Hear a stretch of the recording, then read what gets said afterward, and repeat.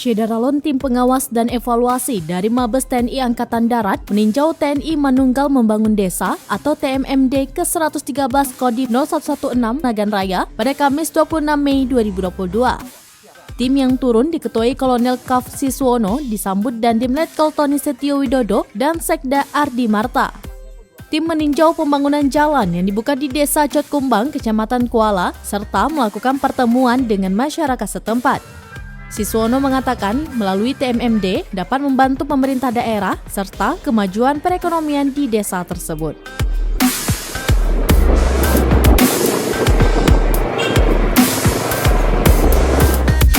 Ini alhamdulillah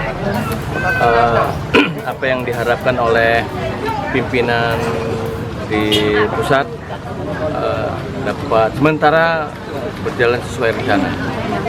Mulai dari rencana tadi paparan Dandim, kemudian kita melihat kegiatan Baksos di sini meliputi pengobatan massal dan pos Bindu dan pos Yandu ini dapat berjalan dengan baik. Kita lihat para peminat dalam hal ini masyarakat datang berbondong-bondong untuk melihat dan mengambil kesempatan untuk memanfaatkan fasilitas yang disiapkan oleh Kodim dan dari Nagan Raya, Rizwan, Surambi On TV.